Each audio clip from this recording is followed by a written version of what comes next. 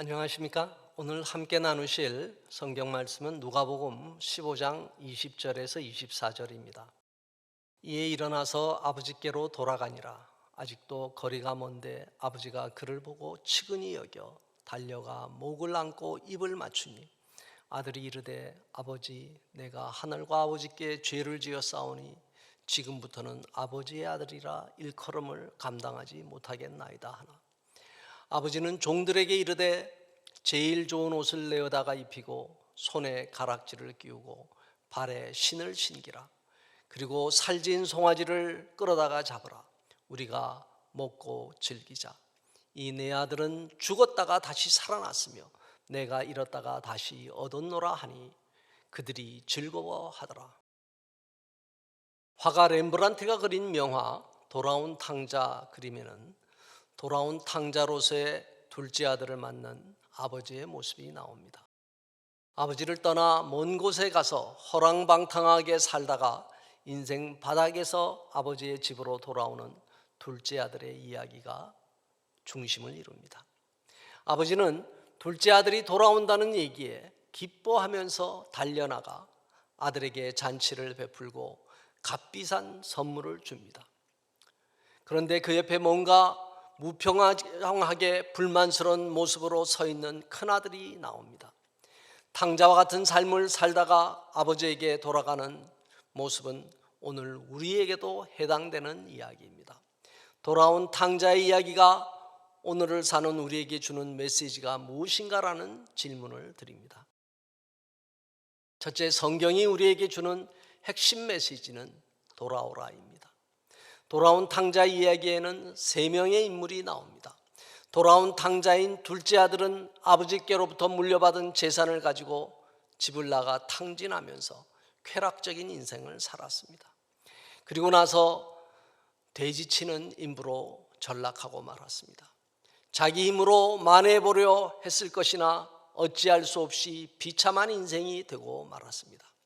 하는 수 없이 집으로 돌아가려 했으나 작은 아들은 아들 자격으로는 아버지께 돌아갈 수 없다고 생각했습니다. 아버지나 형이 자기를 받아주지 않을 것이라고 생각했던 것입니다. 그래서 품꾼 신분으로 돌아가고자 했습니다. 그는 아버지와의 관계의 회복을 위해서라기보다 생존 때문에 아버지를 찾아 돌아가게 된 것입니다. 둘째 아들이 돌아온다는 소식에 아버지는 뛰어나가 아들의 목을 껴안고 입을 맞추며 제일 좋은 옷을 입히고 가락지를 끼워 주었습니다. 그리고 살진 송아지를 잡아서 잔치를 베풀었습니다. 잃어버렸다고 생각한 아들이 살아 돌아온 것만으로도 너무나 기뻤던 겁니다. 탕자의 이야기에 나오는 이런 아버지의 모습을 보는 것은 우리에게 상쾌함을 줍니다. 그리고 진정 아버지란 이런 분이구나라는 감동이 옵니다. 왜 아버지는 달려나가 아들의 목을 안고 입을 맞추었을까요? 바로 아버지와 아들로서의 관계 회복 때문입니다. 이 순간이야말로 아버지가 아버지의 위치로 아들이 아들의 자리로 돌아가는 회복인 것입니다. 잃은 자에 대한 관심은 하나님 아버지의 마음 그 자체입니다. 탕자를 반기는 아버지를 보면 우리는 하나님의 마음을 느낍니다. 그는 자녀가 자기에게 돌아올 때 그 모습이 어떠하든지 무슨 잘못을 했든지 또 살아왔던 과거의 삶이 어떠했든지 그냥 그대로 받아주십니다. 우리는 하나님이 잘된 맏아들보다 죄악에 빠져 살아가며 울타리 밖으로 내던져진 작은 아들에게 더 많은 관심을 가지시는 분이라는 것을 깨닫게 됩니다. 이것이 공평하지 않다고 말한다면 사람들이 생각하는 공평과 하나님의 공평은 다르다고밖에 말할 수 없습니다. 사람들은 잃은 양을 찾기 위해 99마리를 버려두고 한 마리를 찾아 나서는 목자의 심정을 이해하지 못합니다. 하나님은 오후 늦게 포도원 일꾼으로 들어온 사람에게도 아침부터 와서 열심히 일한 사람과 같이 똑같은 임금을 주시는 분입니다. 피폐해진 인생살이에서 해야 할 가장 중요한 선택은 아버지께로 돌아가는 것입니다. 어느 누구도 예외가 없습니다. 호세아 선지자는 호세아 6장 1절에서 오라 우리가 여호와께로 돌아가자. 여호와께서 우리를 찢으셨으나 도로 낫게 하실 것이요 우리를 치셨으나 싸매어 주실 것임이라고 말합니다. 작은 아들은 인생에서 실패하였습니다. 그럼에도 불구하고 그는 그를 기다리는 아버지가 있다는 사실을 떠올립니다. 그래서 아버지를 찾아갔고 기뻐하며 맞이하는 아버지를 만나게 됩니다. 작은 아들의 입장에서는 아버지의 행동은 은혜입니다. 자격이 되지 않는데도 그러한 대접을 받는 것은 분명 은혜라고 밖에 말할 수 없습니다. 신앙인은 나의 삶에 이런 은혜가 있다는 것을 시인하는 것입니다. 내가 자격이 없는 사람이며 실수와 실패가 있었던 사람임에도 불구하고 아버지께서 내 모습 그대로 받아주셨다는 것에 감격하는 것이 바로 신앙입니다. 둘째, 돌아와야 할 사람을 못 오게 막는 것이 무엇인지 살펴야 합니다. 둘째 아들에 비해 맏아들은 아버지의 명을 따라 성실하게 일하며 재산을 지켜간 사람이었습니다. 그는 아버지가 정한 규칙들을 준수하였고 그 틀에서 벗어나지 않았습니다. 그런데 그는 자기 동생에게 성대한 잔치를 베풀어주는 아버지의 행동이 못마땅하였습니다. 자위기와 같이 땀 흘린 아들에게는 염소 새끼라도 잡아주지 않더니 인생 실패자를 환대하는 것을 이해할 수 없었습니다. 맏아들 눈에 그는 의인이었고 동생은 악인이었습니다. 재산을 일찍 나눠준 것 자체가 문제였다고 생각했을 것입니다. 그나마 자기 몫으로 되어 있는 재산의 일부마저 동생에게 주려는 것은 아닌가고 의심했을지도 모릅니다. 저는 오늘을 사는 우리들이 이 세 사람 중에 어디에 가까울까라고 생각해 봅니다. 우리는 때로 아버지와 같은 행동을 하기도 하고 둘째 아들이나 큰아들과 같이 살기도 합니다. 그런데 우리들 중 다수는 큰아들과 같은 모습으로 살아가지 않나 합니다. 큰아들은 합리적이기 때문에 좋은 대접을 받기 위해서는 이에 합당한 자격이나 조건을 갖추어야 한다고 생각하는 사람입니다. 그는 땀 흘린 사람은 상응하는 대가를 받아야 하고 게으르고 방탕한 사람은 벌을 받거나 남들보다 못한 처우를 받아야 한다고 믿는 사람입니다. 이것이 합리적일지 모릅니다. 이 세상을 살아가는 공평성일 수 있습니다. 그러나 이런 생각들은 칼 같은 계산과 자기의 보호, 기득권 지키기만 있지 아낌없이 자신을 내어주는 하나님의 사랑과는 거리가 있습니다. 하나님은 미련한 자를 택해서 지혜 있는 자들을 부끄럽게 하십니다. 고린도전서 1장 28, 29절은 하나님은 세상의 천한 것들과 멸시받는 것들과 없는 것들을 택하사 있는 것들을 폐하려 하시나니 이는 아무 육체도 하나님 앞에서 자랑하지 못하게 하려 하심이라고 합니다. 우리는 세상을 살아가면서 큰아들과 같이 살도록 요구받고 있습니다. 우리 아버지들은 자녀들을 키우며 당근과 채찍의 원칙들을 가르칩니다. 자녀들에게 목표 달성을 위한 동기부여를 할 때 대접을 받기 위해서는 내가 일정한 자격을 갖추어야 한다면서 조건 붙은 사랑을 주입합니다. 그래서 우리 가족 내부에도 보이지 않는 갈등과 상처들이 생겨납니다.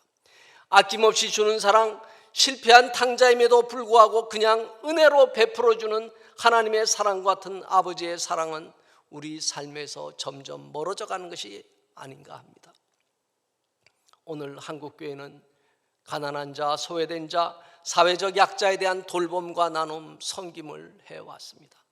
정부의 지원이 빈약했을 때 장애인들에 대한 돌봄시설, 노인들 복지시설, 어린이집과 유치원 등을 운영해 왔습니다. 그러나 최근에 올수록 한국교회는 여러 가지 이유로 사회로부터 비판을 받고 있습니다. 교회가 인정하며 반성하고 더 낮아져서 섬겨야 할 부분들이 있습니다. 교회가 안 믿는 사람들이 오기에는 아직도 벽이 있는 것도 사실입니다. 교회 내부의 세상적 가치로서 돈과 명예, 종교적 권위가 지배한다면 믿지 않는 사람들이 교회로 들어오는데 거부감을 가질 수 있습니다. 아니, 많은 이들이 교회에 실망하고 교회를 떠나서 가나안인화 되어가고 있습니다. 우리는 판단하고 정죄하는 교만을 내려놓아야 합니다. 그냥 버선발로 달려나가는 하나님의 마음을 품어야 합니다. 셋째, 하나님의 마음은 긍휼입니다. 많은 한국 사람들이 약자에 대한 배려의 마음이 부족하다고 보여집니다. 탈북민들을 잘 품어주려 하지 않습니다. 최근 베이징 올림픽을 둘러싸고 반중 협중 정서가 생겨나고 있습니다. 올림픽 개막식 때 56개 소수민족이 오성홍기를 받들고 있는 모습이 나왔습니다.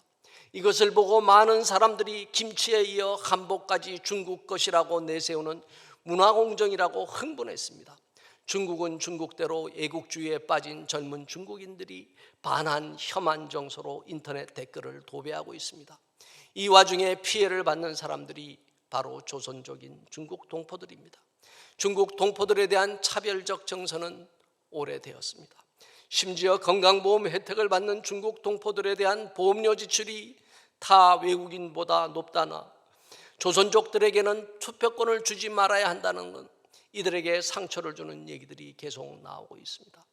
조선족 중에는 중국 공산당의 전위부대 역할을 하는 사람들도 있습니다. 그러나 다수의 조선족 동포들은 이와는 거리가 멉니다. 이들은 중국에서 억눌려 살다가 모국을 찾아 돌아온 사람들입니다. 조선족의 역사를 보면 한국 근현대사에서 많은 고통을 받은 사람들이 조선족입니다. 이들의 조부모, 증조부모들은 19세기 말 조선에 살았던 사람들입니다. 기근을 견디다 못해 농사지을 땅을 찾기 위해 북간도로 갔거나 독립운동을 하려던 사람들이 일제 탄압에 맞서 어쩔 수 없이 두만강을 건너간 사람들의 후손입니다. 조선족은 일제 치하에서 독립운동에 앞장섰습니다. 3.1절 만세 시위가 연변의 곳곳에서도 울려 퍼졌습니다. 1921년 청산리 전투에서 1200여 명 일본군을 사살한 조선 독립군이 일본군의 반격을 피해서 만주와 시베리아로 피신했습니다. 복수의 서서를 갈던 일본군은 북간도 지역에 있던 조선인 민간인들을 무참하게 학살하였습니다. 이 사건이 간도 참변으로서 당시 조선인 사망자는 3,700여 명에 달했습니다. 조선족의 규모는 해방 당시 200만에 이를 정도로 중국 땅에 널리 퍼져 있었습니다.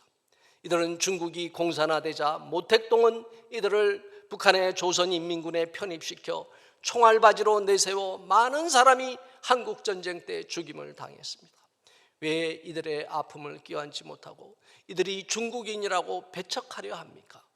시진핑 정부의 독재 정책이 싫더라도 그 아래에서 고통받는 중국 소수민족을 같은 눈으로 보아서는 안 됩니다.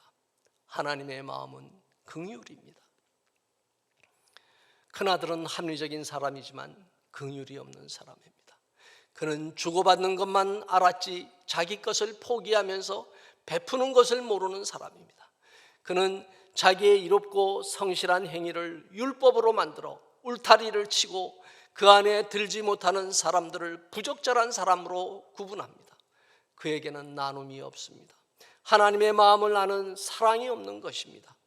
우리는 자기 것 지키기만을 하고 있지 않는지 돌아보아야 합니다. 큰아들과 같이 살고 있는 우리가 아버지와 같은 사랑으로 변해갈 때 우리 가족과 사회가 하나님 나라로 변해갈 것입니다. 기도하겠습니다. 하나님, 저희에게 긍휼의 마음을 주옵소서. 세상 살면서 실패하고 지친 사람들이 아버지에게로 돌아갈 마음을 주옵소서. 갈 곳이 없을 때 아버지를 찾는 마음을 주옵소서. 아들의 어떠함에도 불구하고 아들을 받아들이고 기뻐하는 아버지의 마음을 갖게 하여 주옵소서.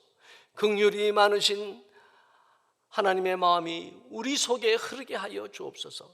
큰아들과 같이 합리성만을 내세우며 자격과 조건을 따지는 사람이 되지 않게 하여 주옵소서.